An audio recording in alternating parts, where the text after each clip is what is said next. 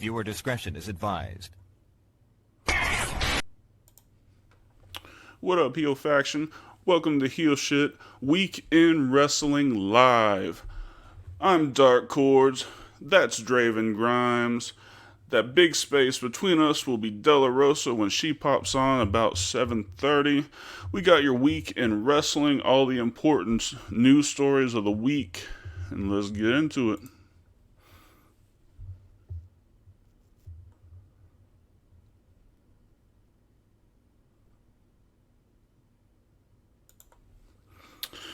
How you doing, Draven?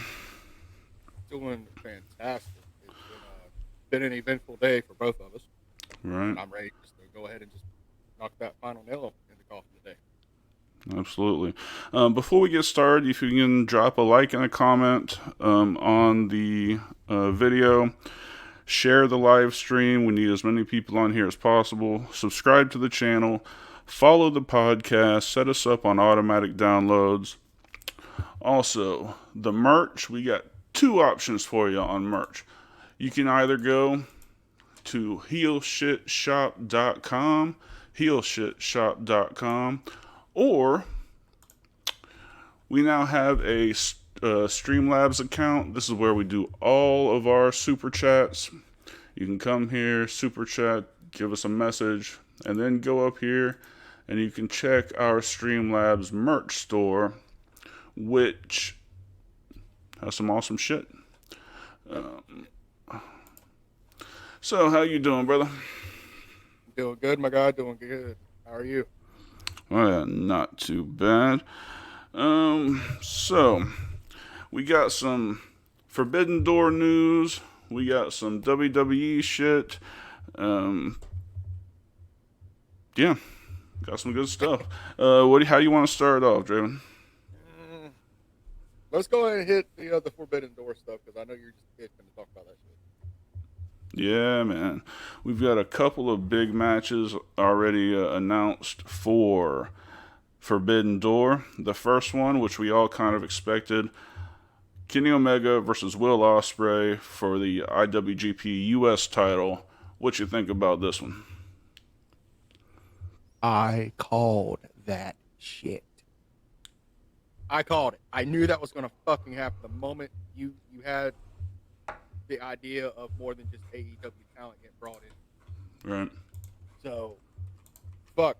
I'm excited to see this match again. I'm hoping we get an actual conclusion to this one. So Elite and Osprey Open or whatever the fuck they're called fucking stays out of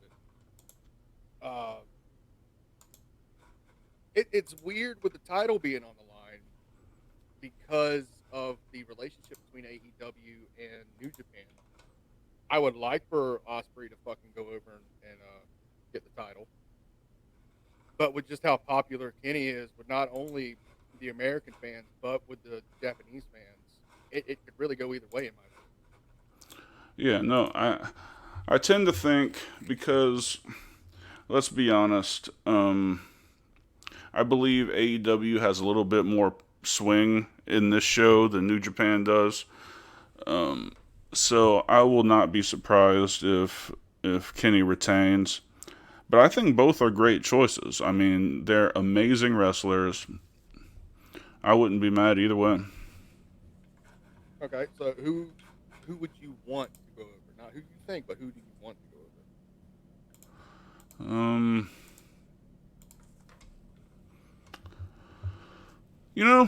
I'd like to see Ospreay around AEW a little more often.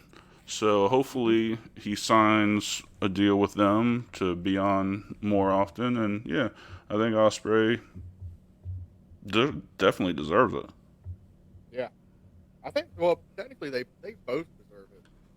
I mean, Will Ospreay is this decade's version of what Kenny Omega was in the 2010s. Yeah. I mean, they've had similar build-ups, and their styles are similar. They're fucking hard-hitting as hell.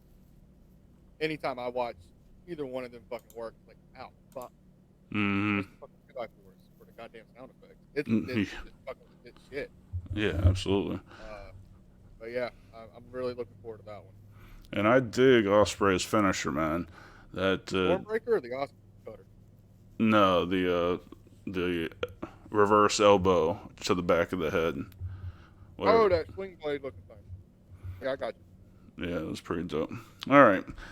And the dream match, something we never thought we'd see.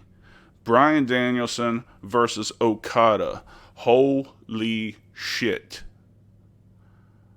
I didn't think we'd ever see this. Don't be surprised if between now and Forbidden Door in the next couple of weeks, Okada wins the IWGP Heavyweight title, and that main events the show. That is the dream match. Bryan Danielson finally getting a shot to the IWGP title against the man who, for the past 10 plus years of New Japan, carried that company on his back from basically a super independent promotion in the eyes of America to this global phenomenon. My apologies. I mean, we had fucking Bullet Club, Chaos with Shinsuke Nakamura, and Tetsuya Naito and his group fucking helped bringing that up. But Okada was always the center face of New Japan with the IWGP title. If it wasn't with AJ Styles, it was with Okada. If it wasn't with fucking Kenny Omega, it was with fucking Okada. I'm telling you, I don't know who I want to win more. I just want to sit back and enjoy this. Yeah, absolutely. No, I mean, I'm a Danielson fan, so I know who I want to win. But I think the match will be much more important than the winner. Mm-hmm. So, while we're on Forbidden Door, we've got these two matches already announced. Let's play a little what if. What would be one match you would want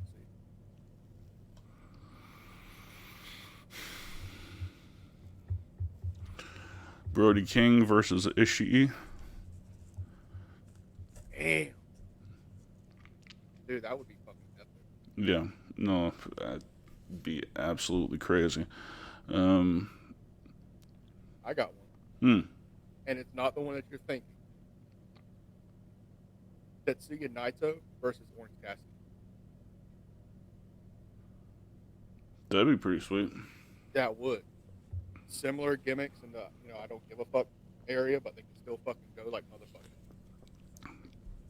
I would be so moist if that match got announced. Yeah. If he was first alive and second in his prime, a match between Malachi Black and Inoku. Ooh.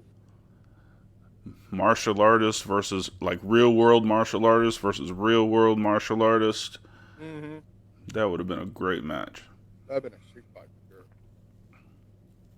Man. I guess we can just go ahead and talk about the most obvious one. It'd be the battle of the DTS Punk versus Kenta. Yeah. I actually got fooled, guys. I saw a match announcement for CM Punk versus Kenta at Forbidden Door from a pretty reputable Instagram account, and apparently it was fucking fake. So that along with the Danielson match was why I wanted to talk about it in this shit. And now yeah, and we didn't realize it was a fake until 10 minutes before we got on the air. Yeah. We kind of blew both of our bubbles. But there's still time. I mean, Punk could go out on Collision night 1 and challenge Kenta to Forbidden Door. I mean, it's still possible. Mm-hmm. Yeah. Either way, that's going to be a great show. May or may not have to call out of work to watch that one. But I will be watching that one very intently. Yeah, no, it's going to be a great one. Do you have to work that day? I don't even know what day it is. Day after. Okay. But AEW shows, they're always on till 12 or 1 o'clock. I don't want to get up at 5 after being up all night. Yeah, no, absolutely. Let's see. The next thing. How are we digging the new WWE Universal Championship that Colonel Mustard just used in the back to kill whoever the fuck the hot dog winning competition championship belt. Jesus Christ. I didn't think it could get any worse. I didn't fucking think it could get any worse than the new World Heavyweight Championship. But they fucking hold on. I'm not gonna lie. I'm kind of digging the design changes. Design changes? Yeah, we don't have Velcro on that bitch anymore. Okay. The WWE logo is now with black fucking diamonds with the gold background. I really actually dig that. And it doesn't say fucking Universal anymore. It just says Undisputed Champion. So we no longer have to deal with fucking Roman 2 belts. Right. We don't have to deal with that god-awful, bougie-ass blue strap. And we don't have to deal with no fucking Velcro on the main championship of the WWE. Okay. So I'm digging this belt more than I am the BFG. The big, thick-ass gold belt. So yeah, I'm a fan of it. Would I buy it? No, it's still fucking atrocious. Yeah, But it's horrible. It's the lesser of two evils at this point. So they walked out with all three of those belts on the show. Is he gonna have 3 fucking belts now? I don't think so. Because Heyman showed up for a backstage interview. And you know, whenever Heyman shows up on a backstage interview, he has the fucking 2 belts, right? He didn't have any of the fucking belts, which is telling me that they just retired the belt backstage quietly. Which honestly was kind of shocking because usually whenever they debut a new title, whoever fucking gives the championship, the new one to them, usually takes the other 2. And I think it was just one of those where it kind of magnified the fact that Roman has this massive fucking reign. And for one night, he has 3 belts. Right. I mean, maybe. But I don't think that's nearly the most important story in the Bloodline saga. No, it's not. We have got Jimmy growing some balls. We've got Jay teeter-tottering on the fence. And we've got Solo Sikoa turning on his brothers to stand with his cousin. What say you? Beautiful. Beautiful storytelling. Mm-hmm. The fact, and this goes all the way back to 2020, whenever Jay and Roman had that Hell in a Cell match, where Jimmy had to go out and protect his brother. And here again, 3 years later, despite what is best for business for him, he's still trying to protect his brother. And they did a callback to that shit. Now, Solo standing with Roman, I saw coming because I can't really imagine him as a fucking babyface. Even when he was a babyface in NXT, it was just like, bleh. Yeah, that's true. It's like if Umaga was babyface. Like I don't like it. Yeah. I like him as a heel. I like to fucking hate him. This build up for Jay having to make a decision this Friday on SmackDown. Again, beautiful fucking storytelling, having Paul Heyman show up on Raw to do that backstage segment. Mm-hmm. And just for him to assume that Jay's going to side with Roman. I think this is the point where everything finally implodes. And like I told you before, we're going to get either Jimmy versus Solo at Money in the Bank. We'll get Jimmy versus Jay at Money in the Bank for Jimmy to get through Jay's fucking head. Mm-hmm. But we're not going to get Roman at Money in the Bank. It don't matter if it's an overseas pay-per-view or not. Right. They're going to save that for SummerSlam, which is that 2 months from now. SummerSlam, which is what's best for fucking business. So even if Jay sides with Roman, that gives Jimmy Jay to work with, then Solo, and then Roman. Right. But I still don't see if they run that way of Jimmy dethroning Roman. Mm-hmm. I just see them after that massive blow up. Usos go over to fucking Raw, stay there. Solo does like the bodyguard thing for a couple more months until Roman gets sick of his shit. I mean, I'm just calling it like it is. And maybe if they stretch this far enough to Survivor Series, they can have Usos with Sammy and Kevin against Roman, Solo, and 2 other people in War Games. If they want to stretch it that far. Yeah, I don't know. I don't know where they go from here. I imagine they're gonna do. And what I feel is they're gonna do Roman and Jimmy at Money in the Bank. There's gonna be. It's either gonna be probably Roman and Jay at SummerSlam, and they've got to kind of.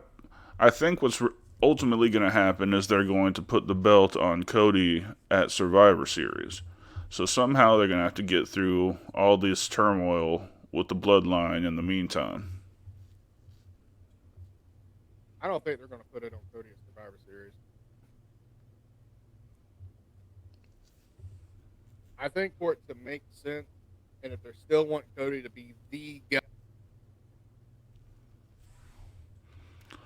Well, we just lost Draven. I'm still here. What'd you do, man? I disappeared. Damn right you did. Yeah. Just like my ex-wives. Anyway. I still see them, if they're going to put Cody at the top of that pedestal, that they're going to just save that to Mania, have him win the Rumble again, which is not unheard of. We've had 2-time winners and 3-time winners. Sure.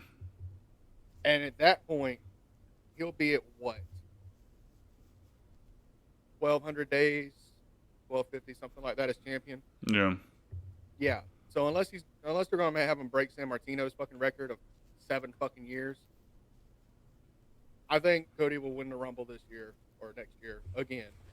Challenge Roman again. And since he won't have the bloodline by his side this time, that's when Cody finally fucking wins the WWE title. Because they put the fucking world title on him, which we've both agreed is like, I don't know, is it even the 3rd most important title now? Because Roman lost one?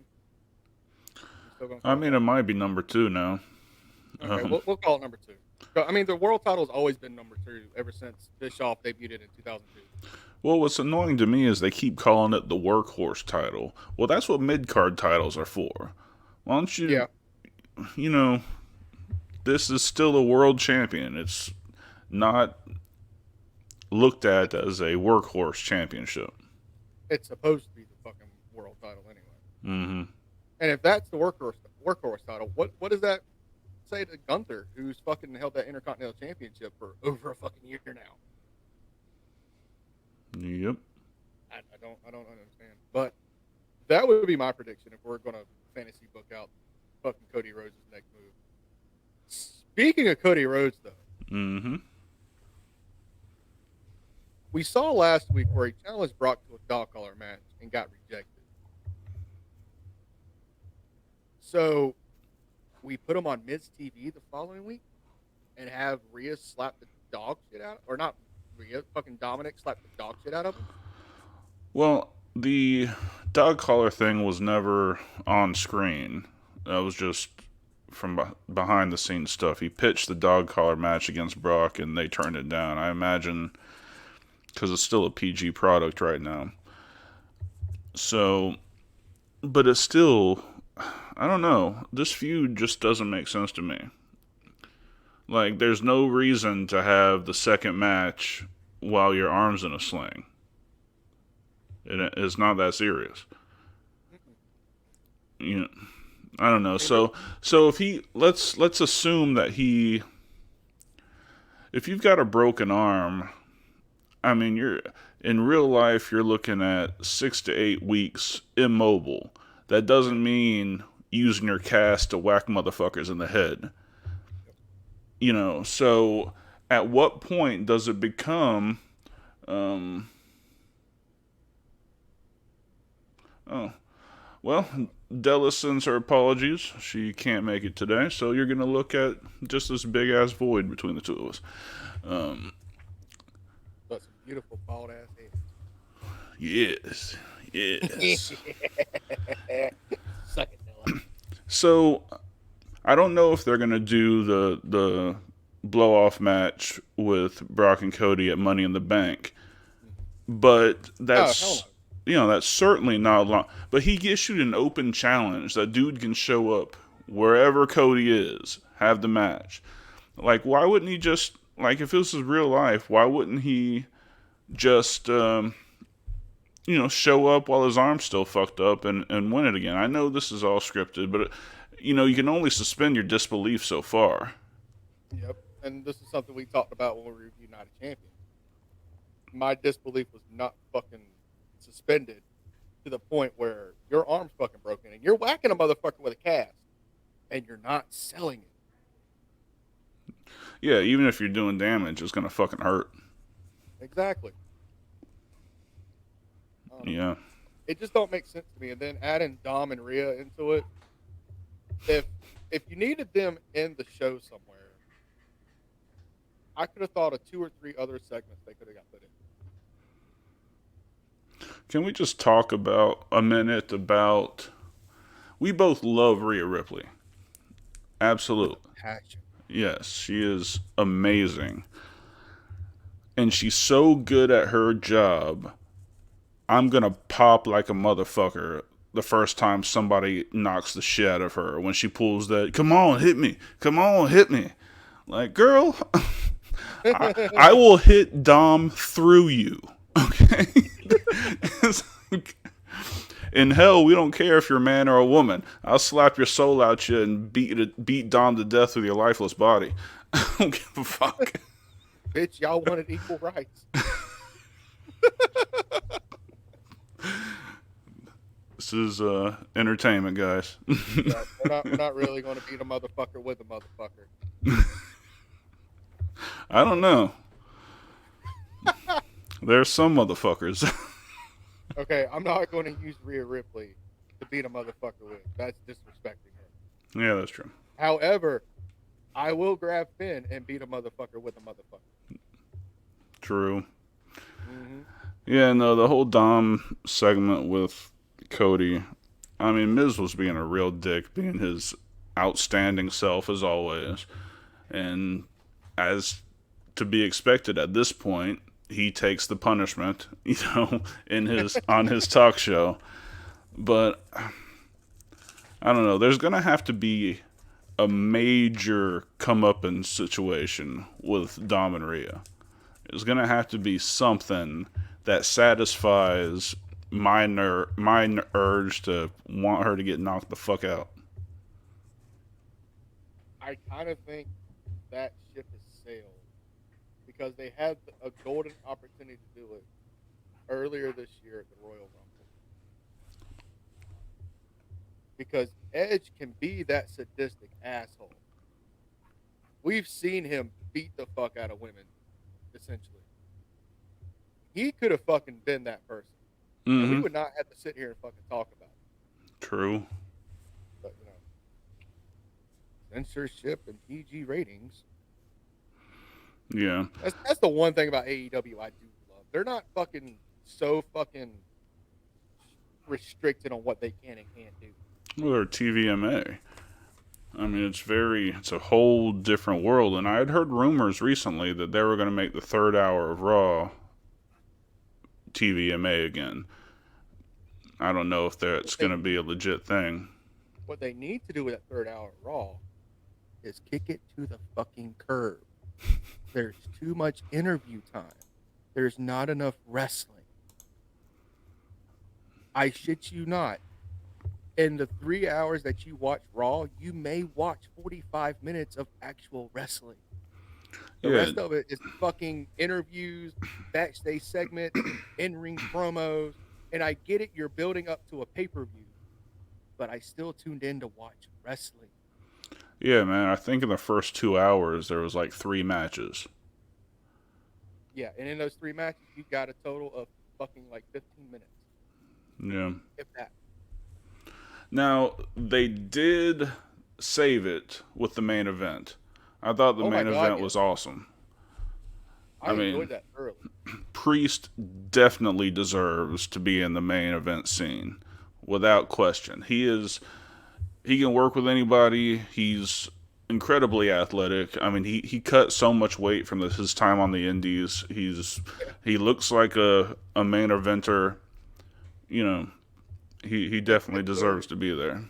If there's one flaw in his game right now, he just needs a little work, and I just mean like minute amount of work on his promos as a heel. Yeah, Go back and watch the promo that they had at the beginning of the show with Seth. I couldn't tell if he was trying to be fucking heel and he was just stuck in his babyface ways, or if he was just being condescending. But either way, it sounded like a babyface was talking to a fucking babyface. well, I mean, absolutely, he's a natural face.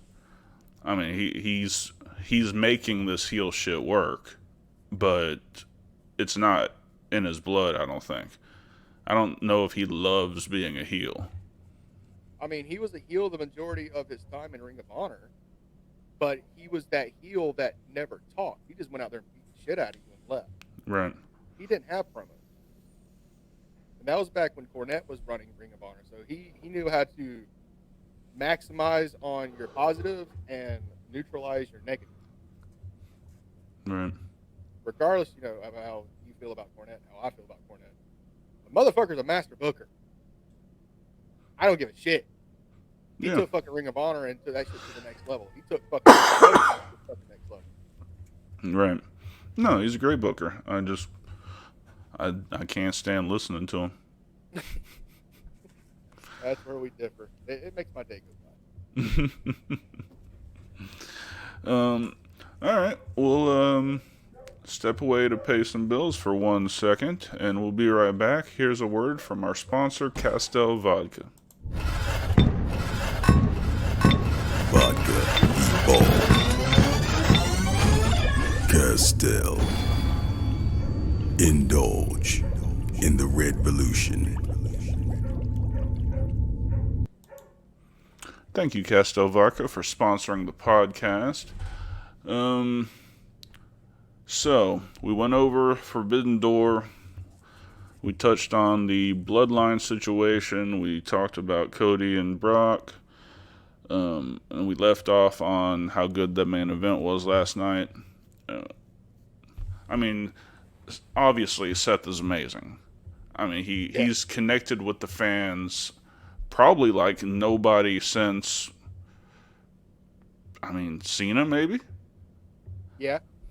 I mean, I'm serenading myself with shit right now. Yeah. Sorry. Okay, you good? No, I'm not good. Yeah. Fuck. Look, LA Knight didn't have anything good, so I had to get one in today. Yeah. Yeah. Well, LA Knight, I believe, is the favorite to win the Money in the Bank.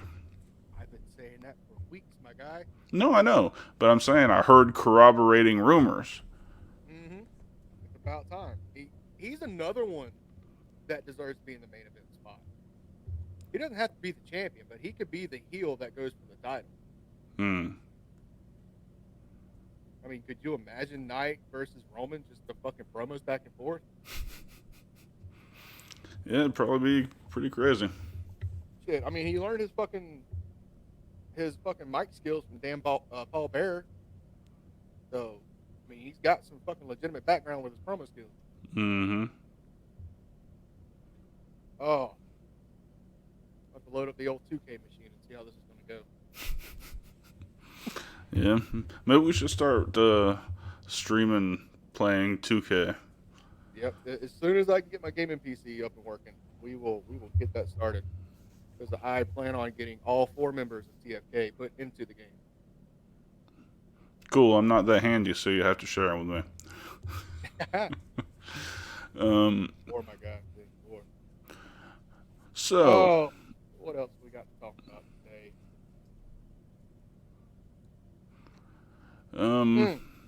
Go ahead. Well, I guess since Della's not here, I guess we can me and you can touch on the women's section and the build up to the women's Money in the Bank match. Last night we had Sonya Deville and Becky.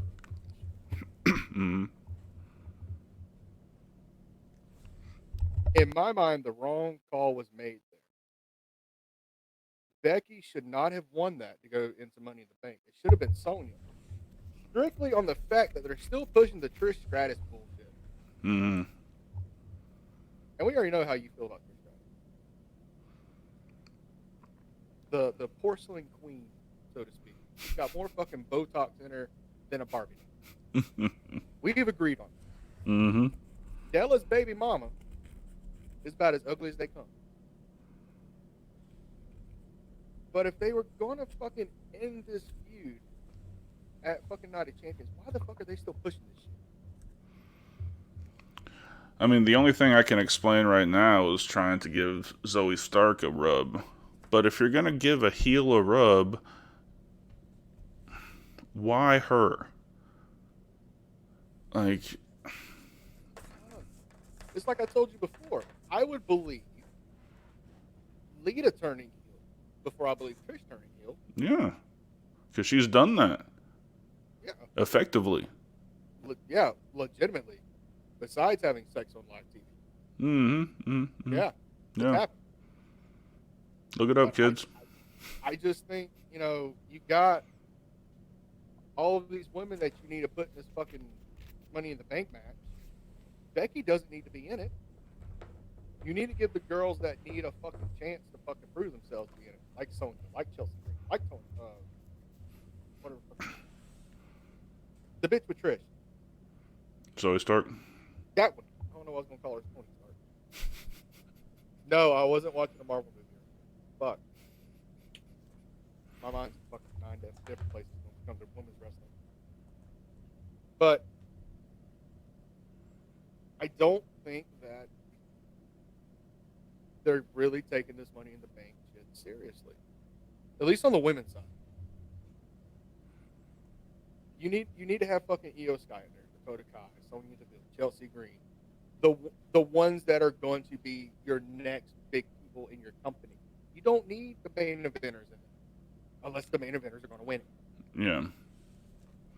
I need a legitimate Bianca Belair Io Sky feud. I need this to happen. So I need her to sell after the 3 count though. And be safe while you work. Yeah. Yeah. Yeah, No, I'm still not over it. yeah, I know. Like, legit, if it would have been probably anybody else in that locker room besides Io, somebody's face or neck would have been broken. That one arm press. Yeah. No, it was fucking dangerous as hell. And all to sell a move you won't sell after the 3 count. Like, Yeah. That's about all I got on the women's side. Unless you got something. well, I was pretty excited about Katana and Carter's debut last night as a female tag team. Well, obviously females, but as a tag team. I really like them, the little bit I saw in NXT. They're phenomenal athletes. I think Carter was an NCAA Hall of Fame basketball player. Mm-hmm. And, of course, Katana is Casey Catanzaro from American Ninja Warrior. So the athleticism is off the charts with these two. Yes. They had a really strong showing against Rousey and the fuck's her name? Shayna Baszler. Yeah, they had a great debut against them. Of course they lost, but they looked really good in the loss. They gave them a lot of offense and a lot of shine. So that was a pretty good thing on the women's side. I really enjoyed that match, and I think Rousey and whatever the Shayna? fuck. No, Rousey and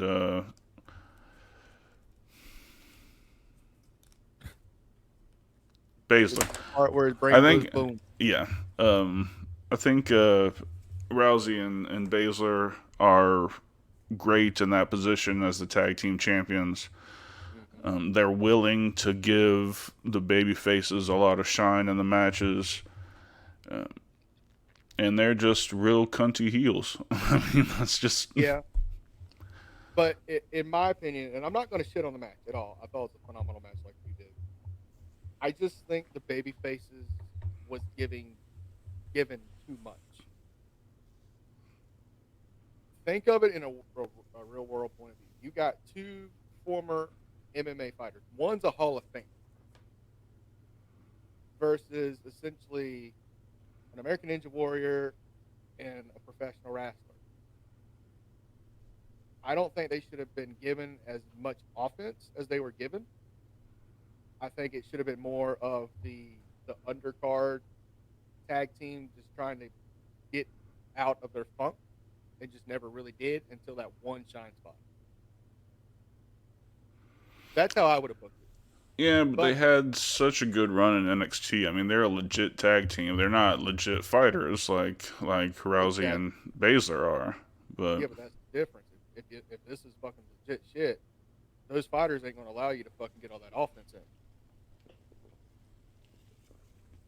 I was looking at it from more of a persona point of view. Like, if me and you were a tag team as MMA fighters or street fighters and shit like that, we're not going to allow them to fucking just get all their shit in. mm-hmm. We're going to do anything and everything we can, especially if we're working heel, to fucking, keep one in our fucking corner at all fucking times until that one big shine spot.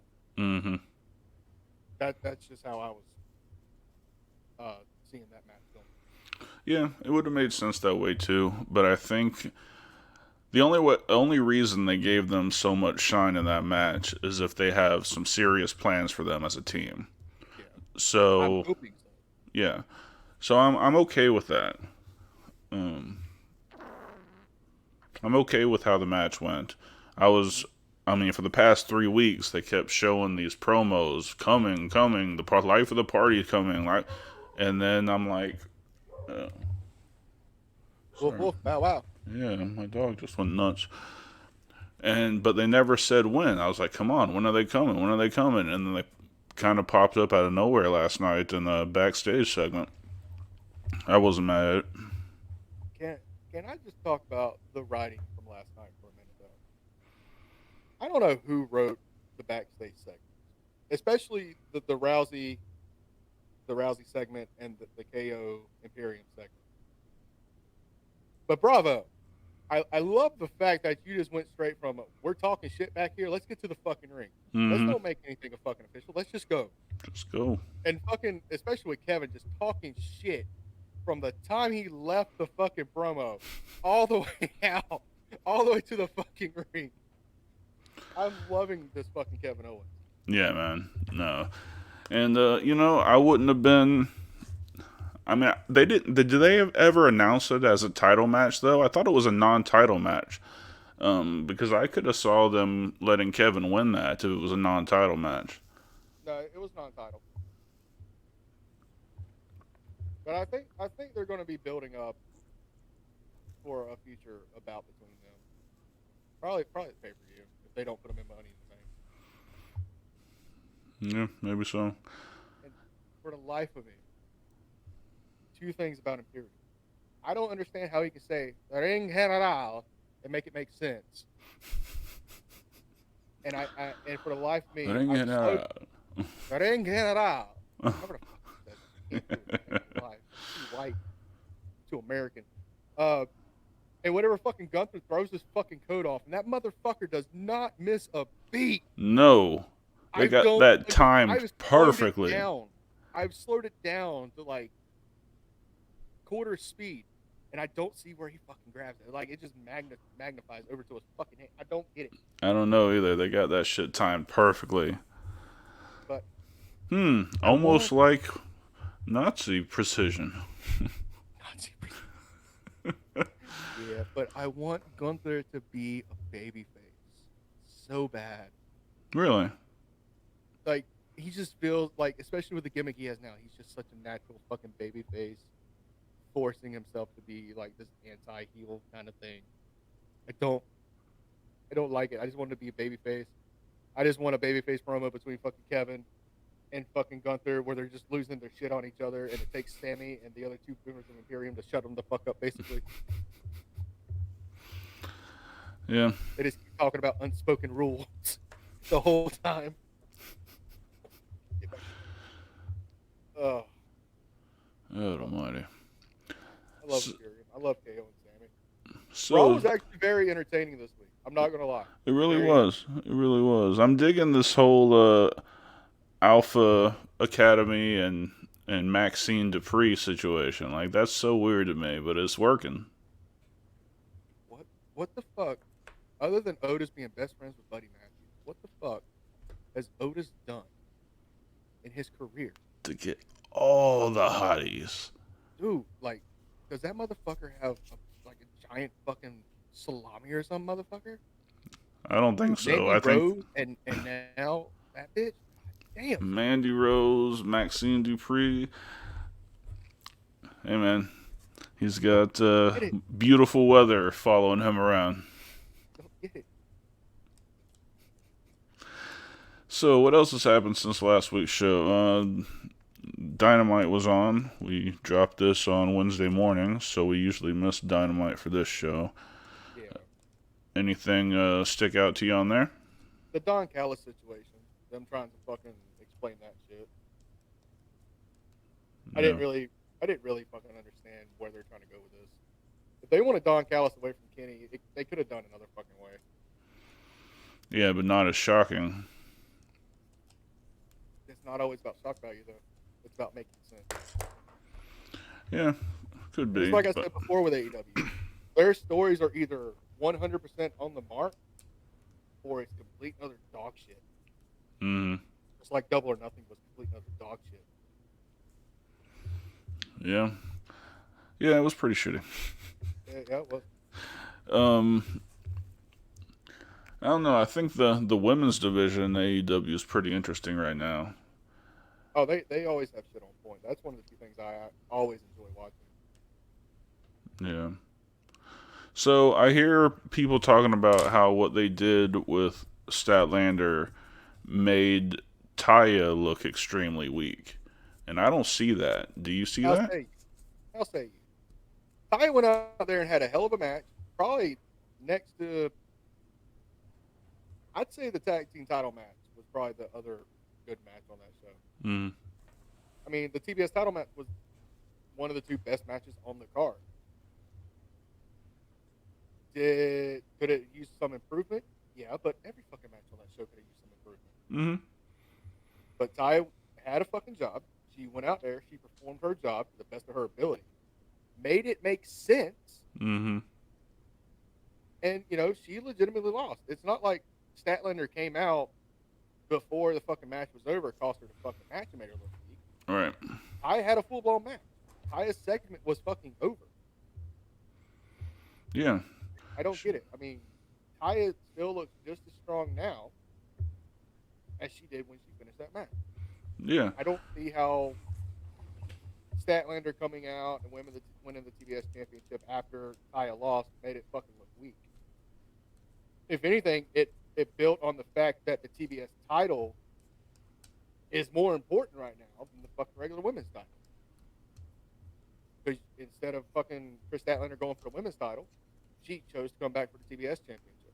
Mm-hmm. She chose to come back and face Jade Cargill, who has had the best build-up of anybody in AEW since its inception. I mean, she went 60-0 and then lost her fucking championship. Right. I mean, they wanted to get the championship off of her. Obviously, it's fucking time. Do I wish it was done differently? Yes, we talked about this for the past week or two. But they did it the way they wanted to do it. It did make sense compared to a lot of other shit that happened on that fucking show. So, no, I don't see how Chris coming out there and winning the title made Taya look weak at all. Yeah, I tend to agree with you. I think that... I mean, if anything, that gives Taya another good opponent to work with. Yeah, absolutely. And I think it shows how See, I almost when I saw the blow off there, I almost thought that it made Statlander look weak. Like she's the one who looked weaker in the situation. Like I think Jade comes off as dumb as fuck for calling out another match right after probably her hardest fought match in AEW. So, in a real world perspective, it was ridiculous. But Chris Statlander technically won, at least in part, because Taya had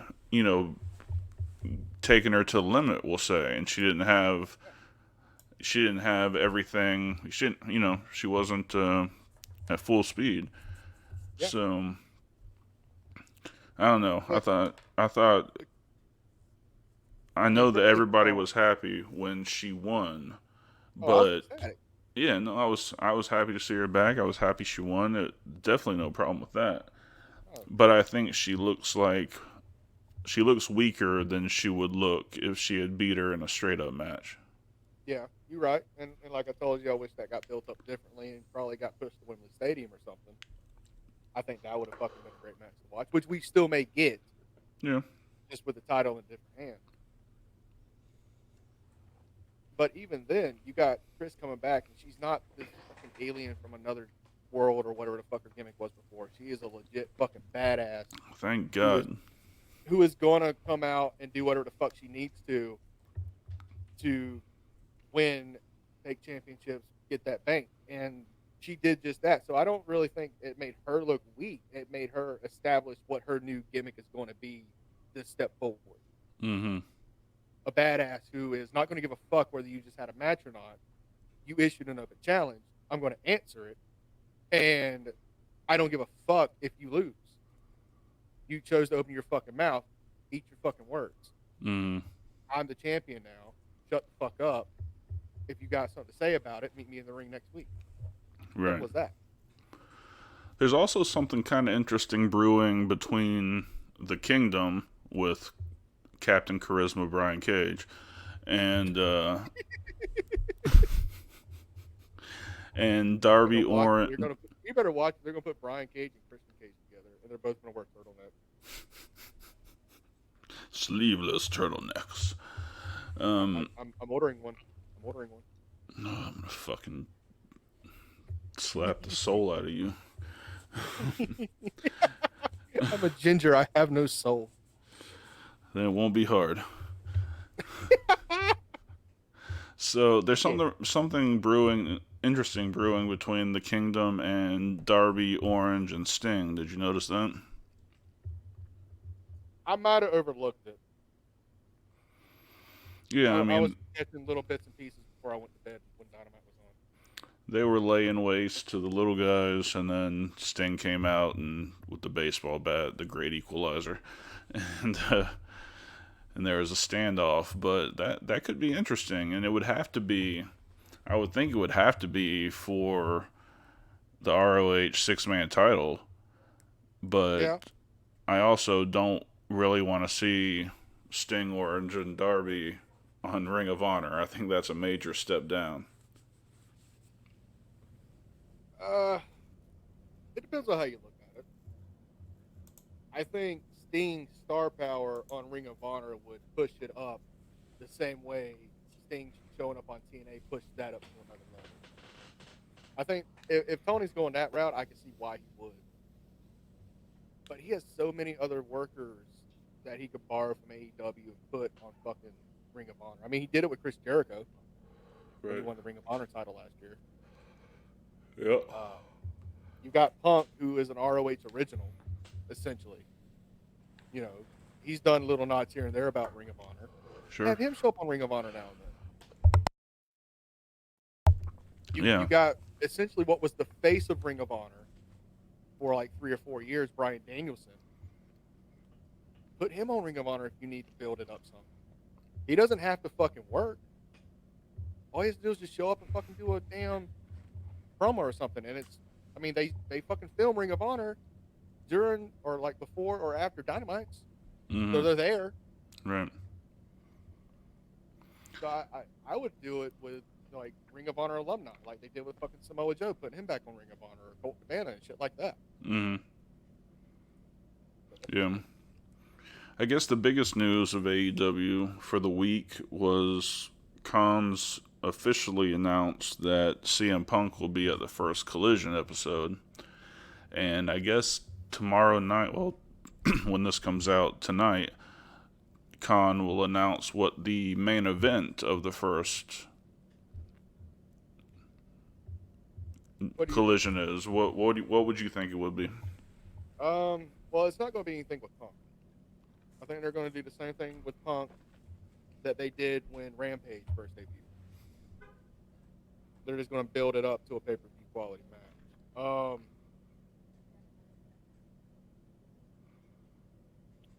That's a tough one. Because it also depends on where the line is drawn on the roster list and who's on what fucking side. Because obviously, if Punk is going to be on Collision, the Young Bucks and Omega ain't going to fucking be there. So right, I'm thinking maybe it'll be something with Danielson, and I don't fucking know. I'm thinking it's a hard line drawn right now. If I had to flip a coin and make a decision, I'd say Miro will be involved. Yeah, that's a good possibility. And since it's on TNT, I mean, it's also a good possibility Wardlow will probably put the TNT title on the line. Could be that, yeah. That could probably be your main event. But who are you going to put Wardlow against? Luchasaurus? Fuck no. Yeah. I don't know. Maybe Miro. They brought Miro back as, in my mind, a babyface. And you know how I am about babyface versus babyface. You really think he's going to be a babyface? That's just how I felt. I think he's going to be... I think he's going to be a tweener. I think he's going to be complete no nonsense and just murder people, but I think people will cheer for him.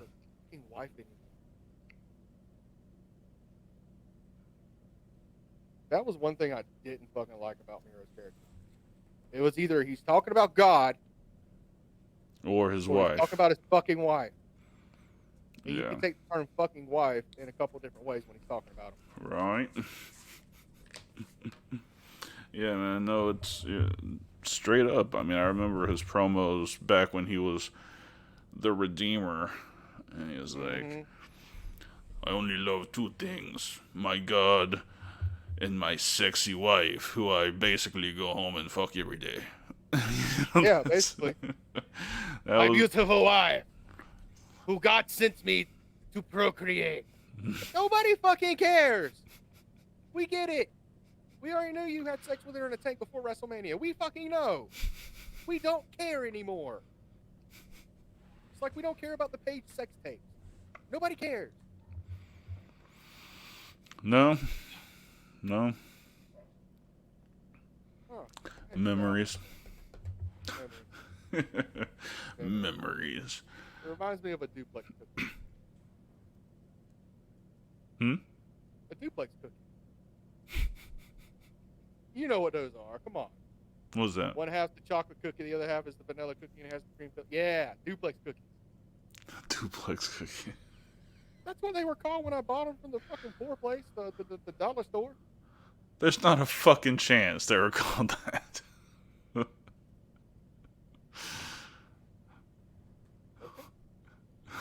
I mean, maybe, but... Oh, now it's a maybe. I mean, duplex cookies? Like... Are we serious? I'm waiting for you to pull it up. Duplex sandwich cream cookies. Duplex fucking cookies. Hold on, it's coming up. God damn it. You know, I'm gonna fucking send you a screenshot of it. Fuck it. Well, Jennifer Merchant says that's exactly what they're called. So... Thank you, Boo Boo. I love you. That is my work wife, by the way. Oh, okay. Well, welcome. Yeah. Yeah, Long time that just shocks the shit out of me.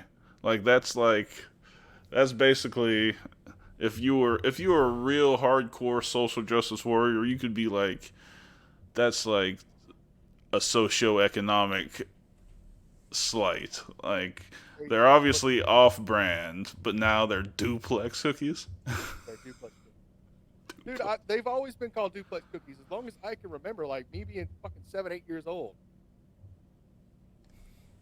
Look, little known fact, I may have this gorgeous fucking house and beautiful fucking wife and kids and, all this shit in my life now. But I grew up poor as fuck. Okay? I hear you. Hamburger Helper was a fucking treat in my house. Okay? And that was with an A, not a hard R. Don't come at me. Duplex cookies. Clover Valley. $1.50. Duplex cookies. Jesus Christ. Yeah. How about some poor motherfucking Twinkies? Broke ass off-brand Twinkies. They weren't poor man Twinkies, but they had the icing on top of them. We called them zingers. Dude, those are legit. They are. Especially Yeah. with lemon fucking icing on top. Fuck oh yeah. my god. That's some serious eating. Oh, we're gonna go on a fucking food reviews for the next 20 days. Fuck. Yeah. Yeah, I don't have time for that shit. My dinner's almost ready. I've been eating on mine for like the last half hour.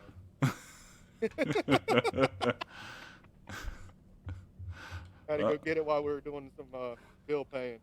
Speaking of bill paying, Jennifer says you can get a family-sized pack of duplex cookies for $2 at Walmart. You know what? We can't always make it to Walmart. Okay, some of us got to stop at the dollar store, but we broke as fuck. Okay. Payday comes around once every blue moon around here. Okay. Shit. But now, speaking of paying bills, we have a very exciting announcement coming up on HSP on Monday. So I'm really looking forward to actually dropping that little tidbit of information. Yes, new sponsors abound. We will bring it to you on Monday. Yes, so, sir. for Draven Grimes and the Blank De La Rosa, I'm Dark Cordz, and we will see you guys next time.